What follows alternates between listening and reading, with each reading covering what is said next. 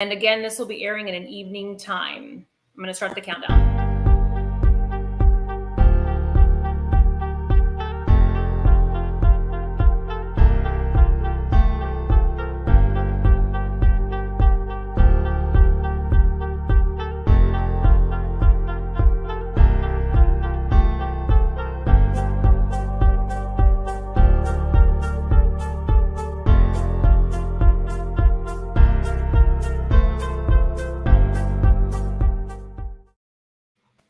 Okay, thanks for being with us. I have got Carlos and Heather. I'm going to let them introduce themselves in just a second.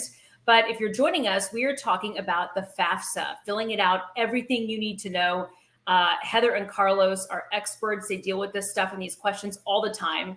And if you are joining us and you're going, I am totally worried about this, filling this out. Am I going to make a mistake? Am I going to do it the right way? I remember feeling that way too when I was doing this in high school and beyond. So let's start with Carlos. Introduce yourself and give us like your role at ScholarShot. Yes. Well, my name is Carlos Valadez. I'm the director for Scholar Success for ScholarShot. I've been with ScholarShot for about 8 years, and currently my main key role and duties is running the application process. So the application's not open. So. Woohoo! We're going to be getting to that later too at some point. And then Heather, go ahead. Yes. Hi, my name is Heather. I am an academic manager with ScholarShot. So what I do is I am able to work with the students more hands-on, and I work with them pretty much daily, weekly. And yeah, that's my role here at ScholarShot, is supporting the students. Okay, and that's what our goal is today for anyone who's watching, is to support you, to help you feel better by the end of this video. And we're not going to take up a bunch of your time, but to make you feel more confident and more knowledgeable when you're going through the process. So let's just start off. Let's talk about what the FAFSA is and why it's important. And I know here in Texas, we have the TAFSA as well. So who wants to kick that off? I can start. Go ahead, okay. Carlos. Yeah, I can definitely do it. So FAFSA and TAFSA, the two key indicating things for you to get financial aid within your respective institutions. So the FAFSA is known as the free application for federal student aid, and the TAFSA is the Texas application for state financial aid. And these are very important for every single student to fill out as they go and want to go into the post-secondary world, because it gives you money. So the FAFSA is for it helps determine federal and state financial aid, as well as the TAFSA is only specifically Texas state financial aid. And so for those who are eligible for TAFSA, there's like specific designation, which are usually students who are undocumented and are within the state of Texas and graduate from an accredited high school in the state of Texas. You're eligible for state financial aid. So who needs to fill this out? Because there may be some people who go, well, what if I don't qualify for need-based aid? Do I need to even worry about it? Yeah, so everyone actually needs to fill out the financial aid, because even if you don't qualify for need-based, you still qualify for loans, and those are loans that are provided through the school as a third party instead of pulling out a private lender. So even if you're not need-based, you still want to apply to get those loans, that work-study program, and that all comes from your financial aid. You will not be able to receive that if you do not fill out your financial aid, the FAFSA or TAFSA form. So what sort of concerns do you all get when you're hearing from students and you're hearing different conversations? Is it focused around filling it out? Because I know that when I'm seeing a lot of different examples is that, not everyone has the same family situation, and that can look very different for people. So let's talk about some of those different things that, maybe make people get hung up on, as far as like who they're living with. Like you mentioned, if their parents are documented or undocumented, how does that work? I guess we'll start with Carlos. Yeah, with the situation with one of the top things that we tend to deal with is, should I provide my family's financial information? The security factor. And I know that when talking about finances and whatnot, it is a very touchy subject. You're always told not to discuss or deal or tell what people are making and whatnot. But it really is a great opportunity to just be able to provide that information, because that's what the schools need to determine what is your expected family contribution and what is your out-of-pocket expenses. Without submitting all that information, you might not you might not be eligible for any grants, and you might only get some unsubsidized loans, and that's not unsubsidized loans, and that's not the best factor.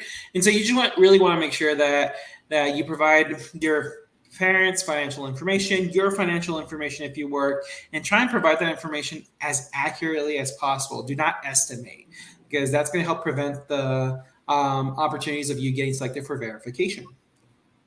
And what about when your parents are divorced, they're not living together? How does that work? Or, I think people have questions about, am I an independent? Am I a dependent? What do you typically see? Yeah. So whenever a lot of times students they're arguing with their parents, or they're not talking to their parents, or whatever the situation may be, you are supposed to use the taxes from whoever is providing care to you majority of the time.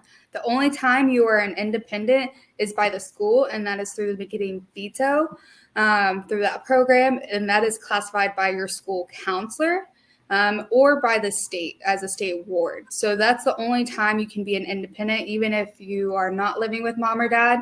Unfortunately, you still have to use those. And use those taxes, because that is who is providing to you by the state. And again, this all comes from the state aid and federal aid. So that is why you cannot provide, or not opt out to not provide your taxes. Go ahead, Carlos. Yeah, so which it definitely gets like in a very funny situation, because students think we are 18, we are our own independent person and stuff like that, but not for financial aid, unfortunately. And so there are definitely designations to figure out if you're independent or dependent, and that's all in the FAFSA. And as I mentioned, as Heather mentioned, it's very important for you to provide that, because it's financial aid. Do you fill it out just once, or do you fill it out multiple times?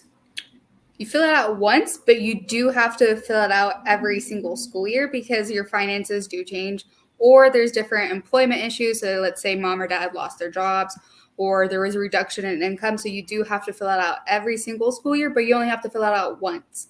And when you fill it out once, you are actually able to send it to 10 different schools at once. So it so helps with problem solving of like, oh my gosh, they're not going to receive it. They will. So once a year, every single school year until you graduate. Okay, good to know. What about when it comes to, we talked about parents, we talked about independent and dependent. What about when it comes to, if you just really don't know your parents' financial information, like for whatever reason, whatever that may be, what do? You put 0? Well, we wish that was the situation. So if you really don't know, you can definitely indicate that within the FAFSA application.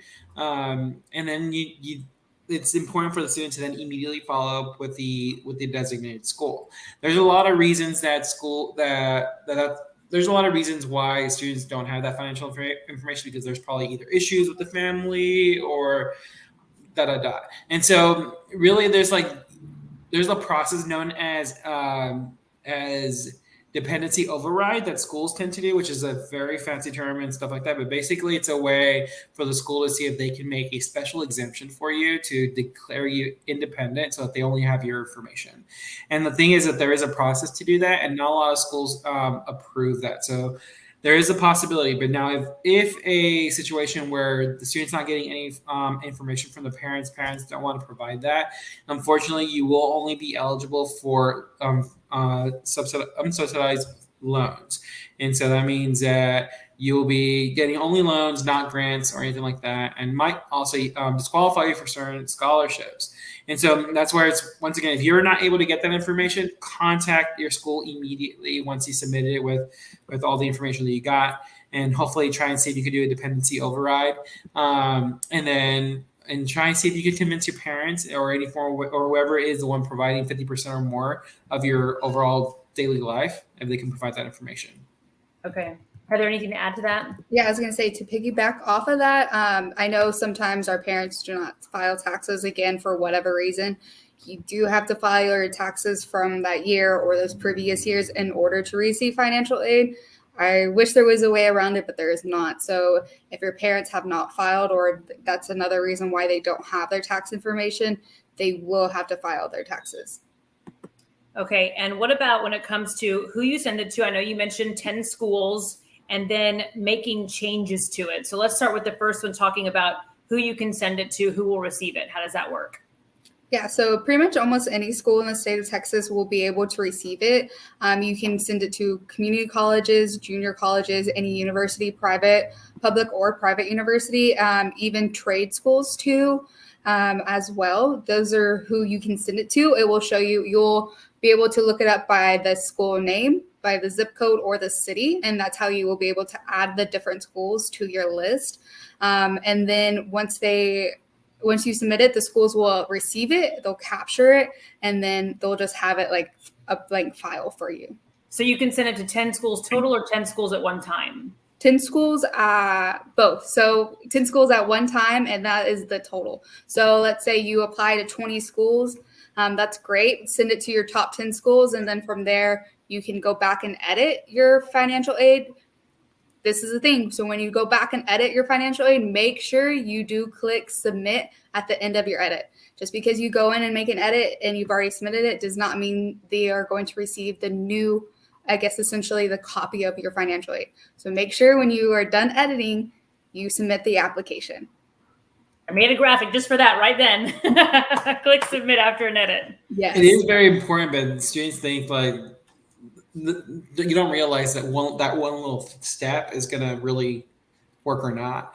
But I think it's also important to even indicate a little bit more is like make sure you put the right school that you want to send it to. In the state of Texas, there are a lot of system schools that are either UT systems, A&M system, or UNT systems, or anything like that.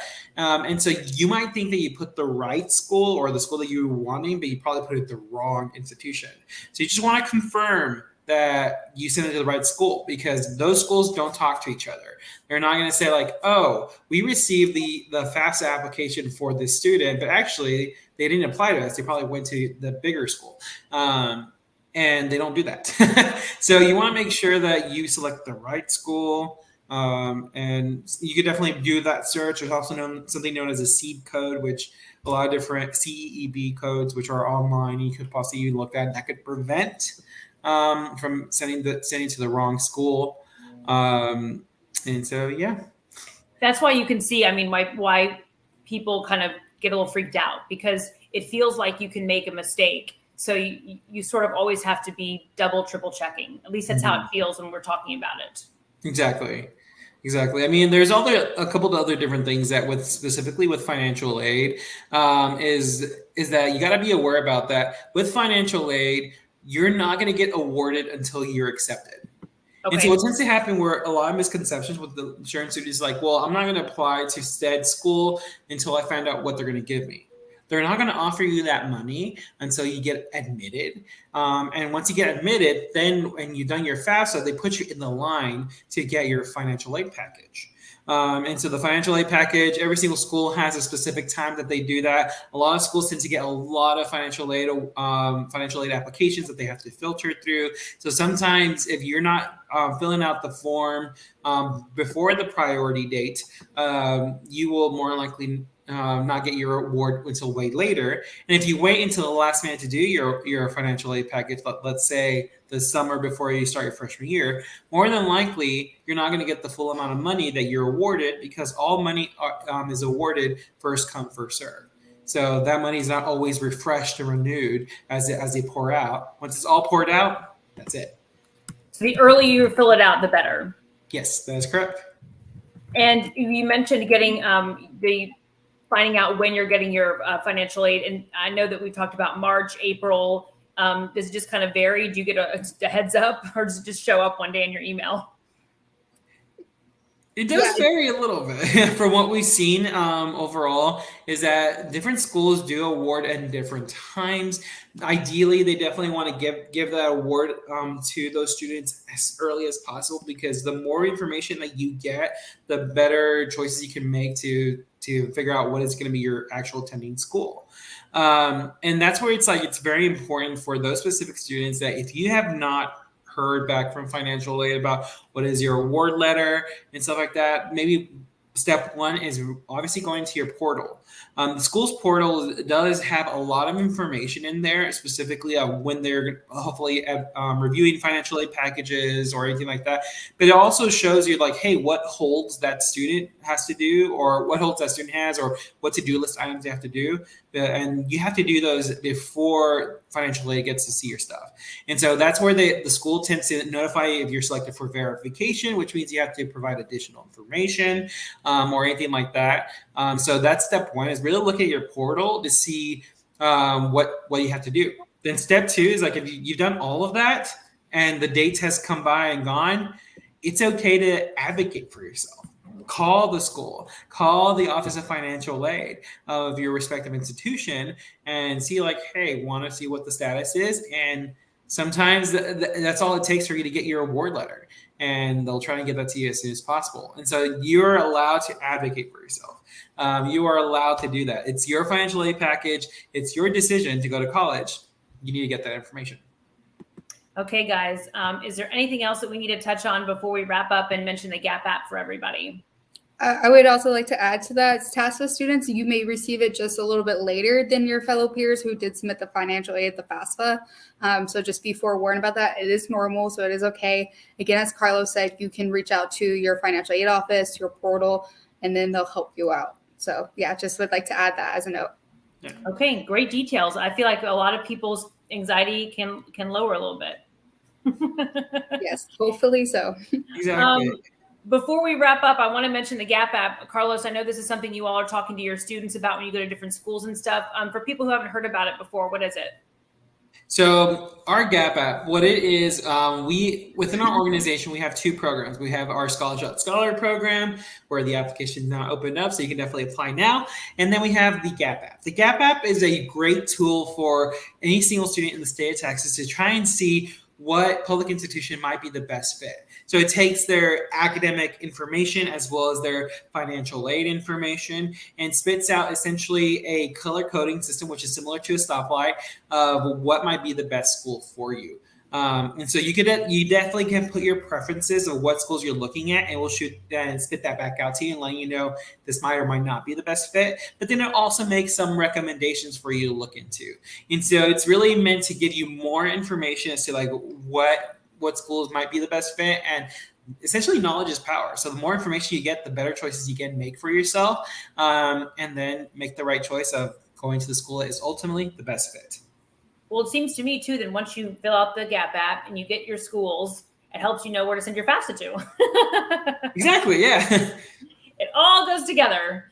Carlos, Heather, thank you so very much. Appreciate it. And I know that we'll be talking about the scholarship application soon. So you guys have a great day, and thanks to everyone who joined us. Awesome. Thank you. You have a great day. Good one. Day. Bye, guys.